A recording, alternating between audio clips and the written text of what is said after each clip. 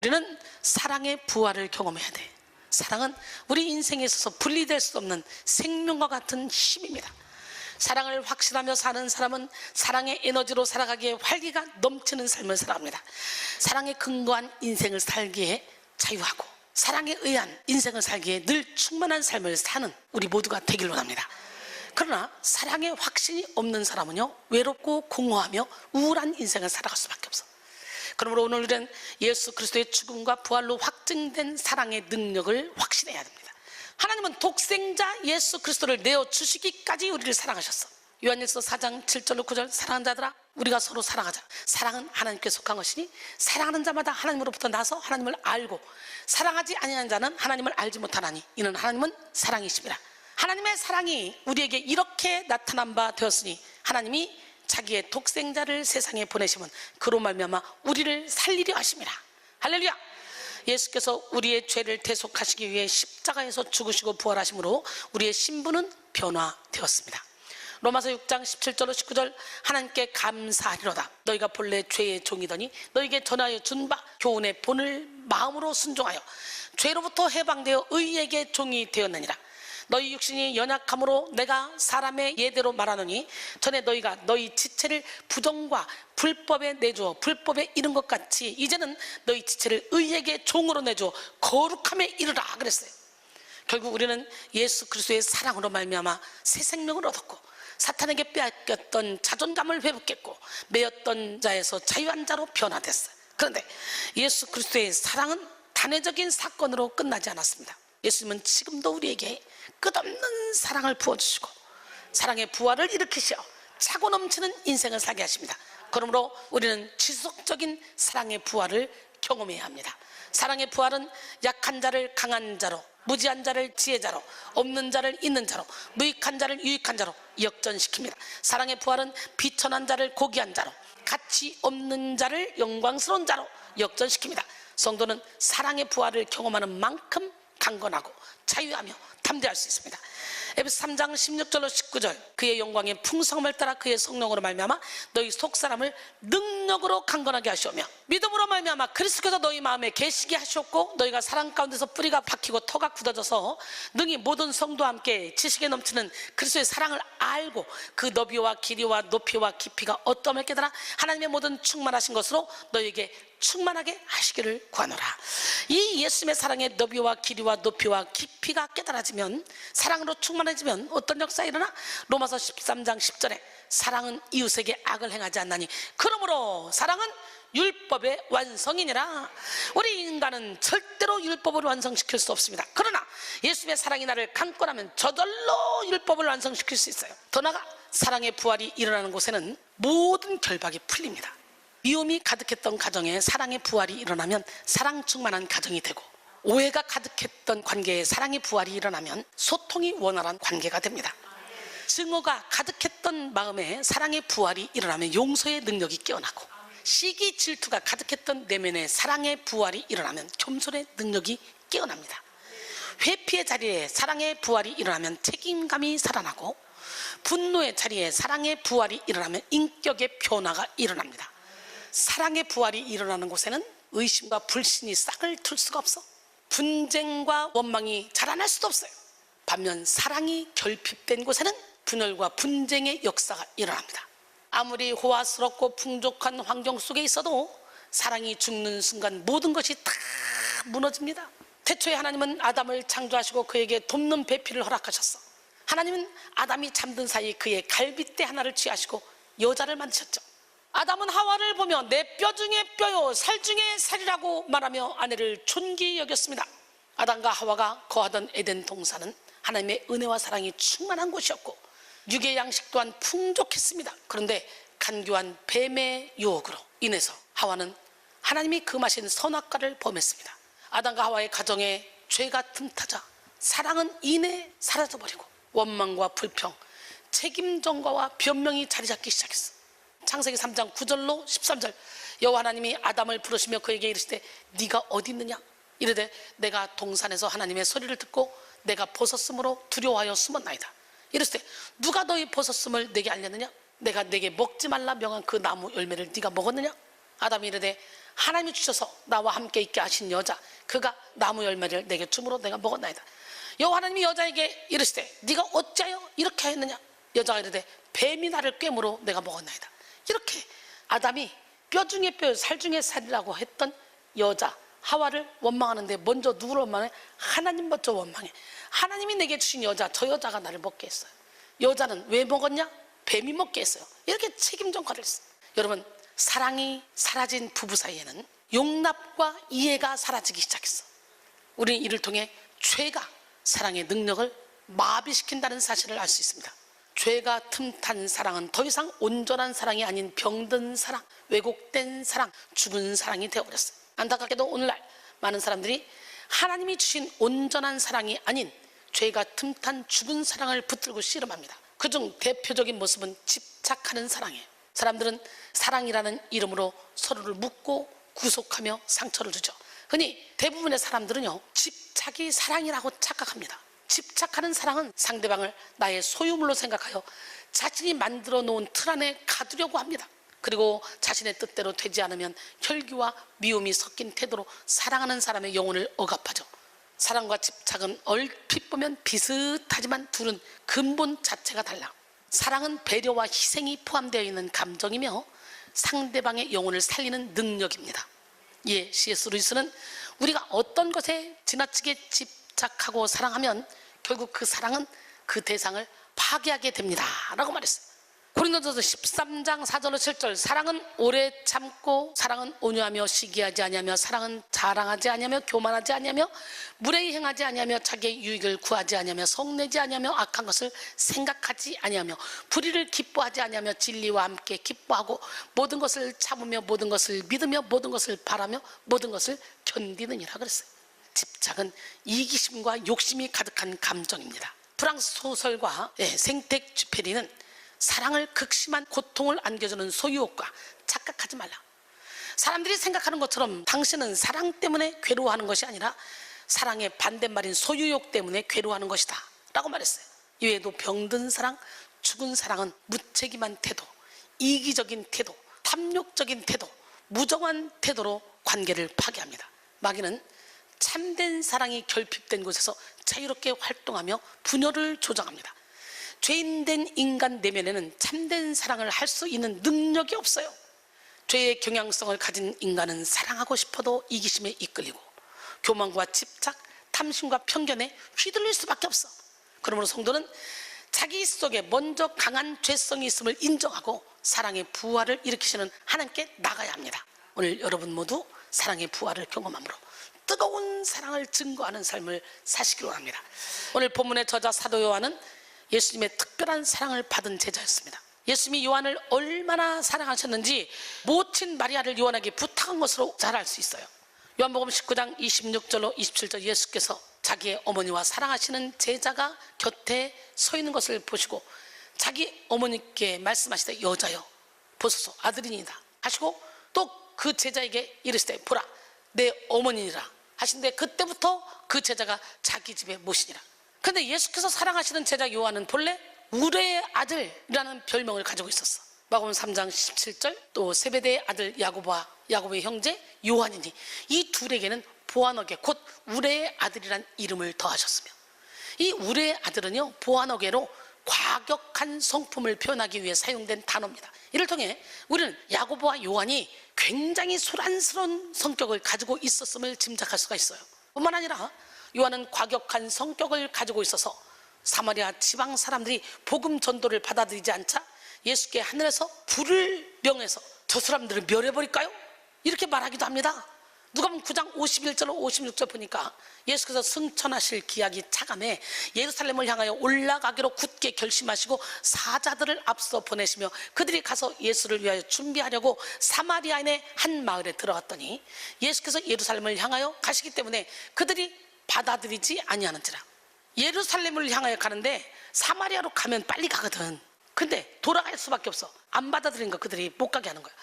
제자 야고보와 요한이 이를 보고 이르되 주여 우리가 불을 명하여 하늘로부터 내려서 저들을 멸하라 하기를 원하시나이까?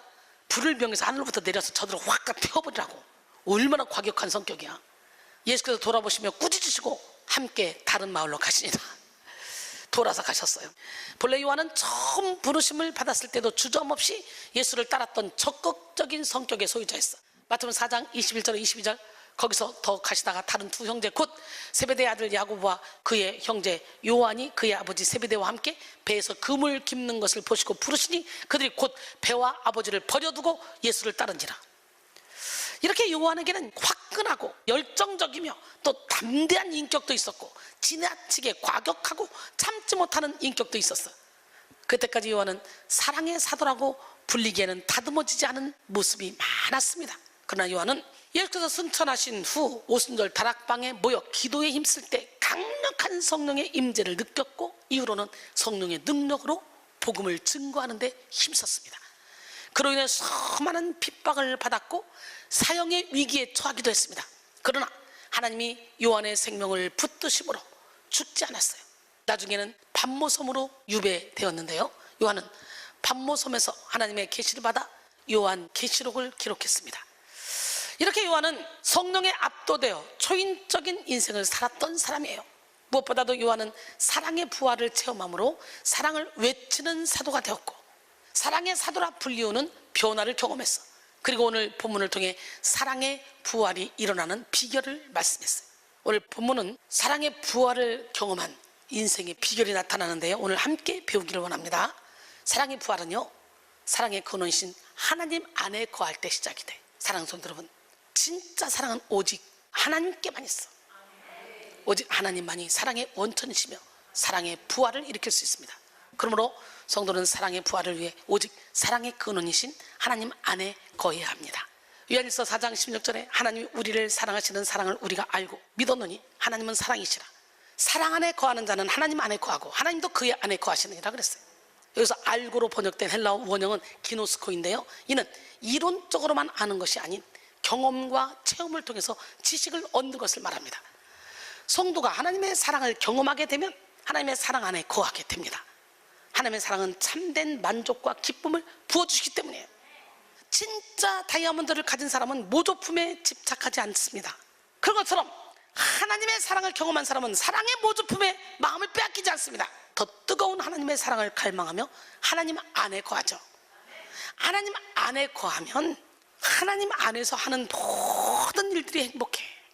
하나님의 사랑을 깊이 체험해 본 사람은요, 세상의 불완전한 사랑에 흔들리지 않습니다. 거룩하고 뜨거운 하나님의 사랑을 사모하며 그분 안에 거하게 됩니다. 그 사랑은 결핍을 채울 뿐만 아니라 넘치게 역사하여 존재 자체를 변화시킵니다. 초대교회 당시 예수를 믿는다는 이유로 믿음의 선조들은 큰 핍박과 차별을 받아야 했어요. 그런데 생명의 위협을 받는 극심한 고난 가운데서도 믿음을 지킬 수 있었던 이유는 하나님의 사랑을 경험했기 때문이에요. 사랑이 계속해서 그들 안에 역사했기 때문에 죽음의 위기도 뚫고 나갈 수 있었어. 이어서 본문에서 거하는 에 해당하는 매노는 현재 분사로 항상 머물고 있는 이라는 지속적인 상태를 나타냅니다. 오늘 우리 모두는 우리 안에 하나님께서 항상 머물고 계시도록 하나님께 우리의 전부를 내어드려야 돼. 하나님 안에 거함으로 사랑의 부활이 일어나면 광야에 있어도 풍족한 인생을 살 수 있습니다. 하나님 안에 거하는 자들은 오아시스를 찾아 헤매는 인생이 아니라 영원히 마르지 않는 생수를 누리는 인생을 살게 됩니다. 이사야 48장 21절에 여호와께서 그들을 사막으로 통과하게 하시던 때에 그들이 목마르지 아니하게 하시되 그들을 위하여 바위에서 물이 흘러나게 하시며 바위를 쪼개사 물이 솟아나게 하셨느니라. 요한복음 6장 31절 35절 기록된 바 하늘에서 그들에게 떡을 주어 먹게 하였다 함과 같이 우리 조상들은 광야에서 만나를 먹었나이다. 예수께서 이르시되 내가 진실로 진실로 너에게 이르노니 모세가 너에게 하늘로부터 떡을 준 것이 아니라 내 아버지께서 너에게 하늘로부터 참떡을 주시나니 하나님의 떡은 하늘에서 내려 세상에 생명을 주는 것이니라. 그들이 이르되 주여 이 떡을 항상 우리에게 주소서. 예수께서 이르시되 나는 생명의 떡이니 내게 오는 자는 결코 줄이지 아니할 터요 나를 믿는 자는 영원히 목마르지 아니하리라. 할렐루야. 하나님 안에 거하는 성도는 궁궐이나 초막이나 높은 산 중에서나 들판에서나 하나님을 찬양하며 하나님 한 분으로 인해서 기뻐할 수 있습니다. 하나님으로부터 오는 기쁨이 어두운 현실을 초월하게 하고 하나님으로부터 주어진 찬양의 능력이 직면한 고통을 뛰어넘게 합니다. 그러나 궁궐에 살아도 하나님과 분리된 자들은 메마른 인생, 즉 영적인 광야 속에 살게 됩니다. 시편 84편 10절에 주의 궁정에서의 한날이 다른 곳에서의 첫날보다 나은즉 악인의 장막에 사는 것보다 내 하나님의 성전 문지기로 있는 것이 좋사오니, 영적 광야의 상태에 있는 자들은 하나님보다 세상을 더 원하고 사랑하고 육의 소욕에 끌려다니는 삶을 살게 됩니다. 하나님의 말씀이 점점 무거운 짐으로 느껴지고 거룩의 길이 번거로운 짐처럼 여겨지죠. 영적 광야에 놓인 자들은 세상을 대항할 힘을 잃고 영생에 대한 확신을 잃었으며 영적 생기와 활력을 상실한 채 무기력한 삶을 살아갑니다. 결국 우리 인생에 주어진 고통의 근본 원인 중 하나는 하나님과의 단절이에요. 오스왈드 챔버스는 하나님과의 교제가 단절되면 인생은 혼돈과 분노 가운데 빠진다. 당장 혼돈스러운 요소들이 나타나지 않을 수 있어도 곧 나타나게 될 것이다 라고 말했어요. 그러므로 오늘 우리는 철저히 하나님 안에 거해야 돼. 요한복음 15장 4절 5절 내 안에 거하라 나도 너희 안에 거하리라. 가지가 포도나무에 붙어있지 아니하면 스스로 열매를 맺을 수 없음 같이 너희도 내 안에 있지 아니하면 그러하리라. 나는 포도나무여 너희는 가지라. 그가 내 안에 내가 그 안에 거하면 사람이 열매를 많이 맺나니 나를 떠나서는 너희가 아무것도 할 수 없음이라 그랬어요. 하나님의 사랑으로 사랑하면 소통의 문이 열리고 전도의 문이 열립니다. 사랑이 동기가 될 때 능력이 활성화되고 성령이 주도하는 부흥의 역사가 일어납니다. 오늘 여러분 모두 하나님의 사랑을 공급받아 모든 두려움과 상처를 극복하고 형통의 문을 열어가시기 바랍니다. 두 번째, 사랑의 부활은 두려움의 결박을 풀고 능동적인 삶을 살게 합니다. 두려움은 하나님을 믿지 못하는 불신이며 하나님을 알지 못하는 무지의 산물입니다. 하나님을 알지 못하는 자는 두려워할 수밖에 없고 하나님을 믿지 못하는 자는 불안할 수밖에 없어요. 하나님을 사랑하지 않는 자는 염려, 걱정, 근심할 수밖에 없고 하나님을 의지하지 않는 사람은 근심할 수밖에 없어요. 즉 두려움은 하나님을 잃어버린 인간이 가지고 있는 죄입니다. 이 죄는 어디까지가? 지옥까지 끌고 가는 죄야. 계시록 21장 8절에 그러나 두려워하는 자들과 믿지 않는 자들과 흉악한 자들과 살인자들과 음행하는 자들과 점술가들과 우상숭배자들과 거짓말하는 모든 자들은 불과 유황으로 타는 못에 던져지리니 이것이 둘째 사망이라 그랬어요. 물론 우리 인생에는 두려움을 주는 수많은 문제가 존재합니다. 인간의 지식으로는 예측할 수 없는 사고와 인간의 힘으로 해결할 수 없는 문제, 인간의 노력으로 극복할 수 없는 질병과 사망의 문제 등 날마다 인간의 한계와 유한함을 적나라하게 드러내는 문제들이 많이 발생합니다. 그러나 우리 영혼의 사랑의 부활이 막 이루어지면 더 이상 두려움은 힘을 쓰지 못합니다. 오늘 본문 요한일서 4장 17절로 18절 이로써 사랑이 우리에게 온전히 이루어진 것은 우리로 심판날의 담대함을 가지게 하려 함이니 주께서 그러하신 것 같이 우리도 이 세상에서 그러하니라. 사랑 안에 두려움이 없고 온전한 사랑의 두려움을 내쫓나니 두려움에는 형벌이 있습니다. 두려워하는 자는 사랑 안에서 온전히 이루지 못하였느니라 그랬어요. 여기서 내쫓나니에 해당하는 헬라어 엑소발레이는 밖으로 내던지다를 뜻합니다. 즉 내부에 있는 어떤 것을 밖으로 던져 이동시키는 것인데요, 우리는 예수의 사랑으로 인하여 죄에서부터 파생된 두려움을 밖으로 멀리 던져내므로 제거할 수 있습니다. 그래서 예수의 참된 사랑 안에 거하는 자에게는 궁극적인 두려움이 없는 거예요. 오히려 이를 담대하게 극복할 수 있는 거예요. 따라서 두려움과 사랑은 서로 공존할 수 없어. 하나님의 사랑을 전적으로 의지하는 자에게는 두려움이란 결코 존재할 수 없습니다. 다윗은 어렸을 적 목동 시절부터 끊임없이 하나님과 깊은 교제를 나누었습니다. 다윗 안에는 하나님을 향한 사랑이 뜨겁게 타올랐습니다. 그로 인해 그 누구도 자신을 인정하지 않아도 자신에 대한 하나님의 사랑을 느꼈습니다. 다윗은 하나님을 향한 사랑 때문에 부족함이 없는 인생을 살았어요. 시편 23편 1절로 4절 여호와는 나의 목자시니 내게 부족함이 없으리로다. 그가 나를 푸른 풀밭에 누이시며 쉴만한 물가로 인도하시는도다. 내 영혼을 소생시키시고 자기 이름을 위하여 의의 길로 인도하시는도다. 내가 사망의 음침한 골짜기로 다닐지라도 해를 두려워하지 않을 것은 주께서 나와 함께 하심이라. 주의 지팡이와 막대기가 나를 안위하시나이다 그랬어요. 그러나 정작 다윗은요, 위기가 끊어지지 않는 위태로운 환경 속에서 살았어요. 홀로 양을 치다가 위기의 상황을 만났지만 다윗에게는 사자나 곰도 그저 하나님이 창조하신 미물 중 하나였을 뿐이야.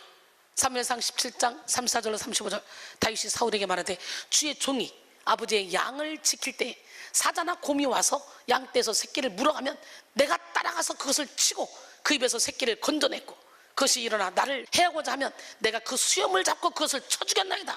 할렐루야. 또한 다윗에게는 이스라엘을 공격하는 골리앗도 하찮은 존재였어. 사무엘상 17장 45절로 47절 다윗이 블레셋 사람에게 이르되 너는 칼과 창과 단창으로 내게 나오거니와 나는 만군의 여호와 이름 곧 내가 모욕하는 이스라엘 군대의 하나님의 이름으로 내게 나가노라. 오늘 여호와께서 너를 내 손에 넘기시니 내가 너를 쳐서 내 목을 베고 블레셋 군대의 시체를 오늘 공중에 세워 땅에 들짐승에게 줘 온 땅으로 이스라엘의 하나님이 계신 줄 알게 하겠고 또 여호와의 구원하심이 칼과 창에 있지 아니함을 이 무리에게 알게 하리라. 전쟁은 여호와께 속한 것인즉 그가 너희를 우리 손에 넘기시리라 그랬어요. 참으로 다윗은 사랑의 능력으로 담대한 삶을 살았어요. 오늘 우리 또한 사랑의 부활을 통해 두려움의 결박을 끊고 능동적인 삶을 살아야 돼. 내면의 두려움은 우리 인생을 결박합니다. 실패에 대한 두려움, 상실에 대한 두려움, 책임에 대한 두려움, 실수에 대한 두려움 등 수많은 두려움이 우리로 하여금 나태함에 빠지게 합니다. 이것이 바로 마귀의 계략이에요. 마귀는 우리가 두려움에 매이면 아무것도 하지 못한다는 사실을 알고 있어요. 그러므로 오늘 우리는 두려움 속에 속지 말고 자원하는 심령으로 사명을 감당해야 돼. 실패할지라도 다시 일으키시는 하나님, 상실의 고통이 따를지라도 더 큰 은혜를 부어주시는 하나님을 만나야 합니다. 우리가 믿음으로 전진할 때 하나님은 그에 맞는 능력과 지혜를 공급하셔 넉넉히 사명을 감당하는 삶을 살게 하십니다. 할렐루야. 마지막으로 사랑의 부활은 미움을 몰아내고 사랑의 지경을 확장케 합니다. 성도의 영혼을 무너뜨리고 관계를 차단케 하는 사탄의 강력한 무기 중 하나가 미움의 미움. 미움은 내 영혼을 죽이고 상대방의 영혼을 죽이는 강력한 독성입니다. 요한일서 3장 14절로 15절 우리는 형제를 사랑함으로 사망에서 옮겨 생명으로 들어간 줄 알거니와 사랑하지 아니하는 자는 사망에 머물러 있는지라. 그 형제를 미워하는 자마다 살인하는 자니 살인하는 자마다 영생이 그 속에 거하지 아니한 것을 너희가 아는 바라 그랬어요. 사탄은 성도가 눈치채지 못할 정도로 교묘하게 틈타서 성도에게 사랑하지 못할 이유를 수만 가지 제시합니다. 그리고 점점 성도로 하여금 사랑에서 멀어지게 하며 미움으로 생각과 마음과 입술 그리고 삶을 지배합니다. 강한 미움에 사로잡히게 속여서 미움의 독을 막 키워나가는 거예요. 돕스는 사탄이 교회와 교인을 망쳐놓는데 제일 좋은 책략은 서로가 서로에게 노여움을 참지 못하게 하는 것이다 라고 말했어요. 강한 미움의 덫에 사로잡힌 사람의 가장 큰 문제는 자신이 미워하고 있으면서도 미워하는 줄 모른다는 거야. 여러분, 아닌 척하면서 속으로 독을 품고 있는 것이 더 위험합니다. 자기도 속는 거예요. 그러므로 우리는 우리의 영혼에 교묘히 자리 잡고 있는 미움의 독소를 사랑으로 대적해야 돼. 오늘 본문 19절로 21절 우리가 사랑하면 그가 먼저 우리를 사랑하셨습니다. 누구든지 하나님을 사랑하노라 하고 그 형제를 미워하면 이는 거짓말하는 자니 보는 바 그 형제를 사랑하지 아니하는 자는 보지 못하는 바 하나님을 사랑할 수 없느니라. 우리가 이 계명을 주께 받았나니 하나님을 사랑하는 자는 또한 그 형제를 사랑할지니라. 할렐루야. 많은 사람들이 하나님을 사랑한다고 말하면서 형제는 사랑하지 않아. 또 자신이 품어지는 형제만 사랑하면서 자신은 사랑하고 있다고 착각해. 그러나 내가 좋아하는 사람 사랑하는 건 누구나 다 해. 하나님 사랑과 이웃 사랑은 분리될 수 없는 겁니다. 여러분, 눈에 보이는 사람도 사랑하지 못하는데 어떻게 눈에 보이지 않는 하나님을 사랑할 수 있겠습니까? 내 맘대로 내 고집대로 내 방식대로 사랑하는 것이죠. 본문 20절에서 미워하는으로 번역된 헬라어 미세오는 어떤 대상을 싫어하고 증오하는 의미도 있습니다. 그러나 보다 덜 사랑하는 상태를 의미하기도 합니다. 즉 조건적인 사랑, 이기적인 사랑 또한 미움과 같은 죄라는 것이죠. 사랑하는 성도 여러분, 그동안 하나님을 사랑한다고 고백하면서도 정작 우리 형제를 미워하며 살고 있지는 않았습니까? 하나님을 사랑한다 하면서 내 스타일의 사랑, 나와 맞는 사람만을 고집하는 것은 사랑이 아니에요. 원수까지도 사랑하는 것이 진짜 사랑이에요. 내 스타일의 사람을 사랑하는 것은요, 육에 속한 사람들 다 할 수 있는 거야. 내가 좋아서 하는 거야. 내가 이해되지 않는 사람까지 사랑할 때 관계의 지경이 확장이 되는 거예요. 초대교회는 숱한 핍박 속에서도 하나님을 뜨겁게 사랑하며 성도들 간의 이 교제 속에서 뜨거운 우애와 사랑을 다졌습니다. 하나님을 뜨겁게 사랑한 성도들은 오히려 더욱 모이기를 힘쓰며 교회 부흥에 전력을 다했어요. 사도행전 2장 43절로 47절 사람마다 두려워하는데 사도들로 말미암아 기사와 표적이 많이 나타나니 믿는 사람이 다 함께 있어 모든 물건을 서로 통용하고 또 재산과 소유를 팔아 각 사람의 필요에 따라 나눠주며 날마다 마음을 같이하여 성전의 모이를 힘쓰고 집에서 떡을 떼며 기쁨과 순전한 마음으로 음식을 먹고 하나님을 찬미하며 또 온 백성에게 칭송을 받으니 주께서 구원받는 사람을 날마다 더하게 하시니라. 우리가 여기서 알 수 있는 것은 사랑이 충만한 사람은 그 사랑을 이웃에게 나누는 삶을 산다는 거예요. 존 스토트는 진정으로 하나님을 사랑하는 사람은 사람을 사랑하지 않을 수 없다라고 했는데요, 하나님을 사랑하는 사람은 이웃을 사랑하게 되고 이웃을 사랑하는 사람은 그 사랑을 실천하게 됩니다. 하나님과 연합한 자들은 하나님으로부터 공급받는 것들을 충만히 누림과 동시에 이웃을 풍족하게 하는 데 힘씁니다. 오늘 여러분 모두 사랑의 지경, 관계의 지경을 넓히는 성숙한 그리스도인이 되어 하나님께 쓰임받으시기 바랍니다. 사도행전 5장 12절로 14절, 사도들의 손을 통하여 민간의 표적과 기사가 많이 일어나며 믿는 사람이 다 마음을 같이하여 솔로몬 행각에 모이고 그 나머지는 감히 그들과 상종하는 사람이 없으나 백성이 칭송하더라. 믿고 죽게로 나오는 자가 더 많으니 남녀의 큰 무리더라. 심지어 병든 사람을 메고 거리에 나가 침대와 요 위에 누이고 베드로가 지나갈 때 혹 그의 그림자라도 누구에게 덮일까 바라고 예루살렘 부근에 수많은 사람들도 모여 병든 사람과 더러운 귀신에게 괴로움받는 사람을 데리고 와서 다 나음을 받았다 그랬어요. 오늘 여러분 모두가 이런 기적을 행하는 축복의 통로, 능력의 통로로 쓰임받아야 돼. 마가복음 16장 17절로 18절, 믿는 자들에게 이런 표적이 따르니 곧 그들이 내 이름으로 귀신을 쫓아내며 새 방언을 말하며 뱀을 집어올리며 무슨 독을 마실지라도 해를 받지 않냐고 병든 사람에게 손 얹으즉 나라스라. 결론적으로 사랑의 부활은 약한 자를 강한 자로, 무지한 자를 지혜자로, 없는 자를 있는 자로, 무익한 자를 유익한 자로 역전시킵니다. 사랑의 부활은 비천한 자를 고귀한 자로, 가치 없는 자를 영광스러운 자로 역전시킵니다. 성도는 사랑의 부활을 경험하는 만큼 강건하고 자유하며 담대할 수 있습니다. 그러나 죄는 사랑의 능력을 마비시킵니다. 죄인된 인간은 병든 사랑, 죽은 사랑을 붙들고 씨름하는 존재가 되었어요. 그러나 예수 그리스도는 부활하심과 동시에 우리 내면에 사랑의 부활을 일으키셨습니다. 그러므로 성도는 사랑의 부활을 체험해야 돼. 사랑의 부활은 사랑의 근원이신 하나님 안에 거할 때 시작되고 두려움의 결박을 풀고 능동적인 삶을 살게 되고 미움을 몰아내고 사랑의 지경을 확장케 합니다. 사랑하는 성도 여러분, 사랑의 부활을 체험하여 모든 두려움과 미움을 대적하고 사랑의 능력으로 천국을 확장하는 삶을 살아가시기를 주님의 이름으로 축원합니다.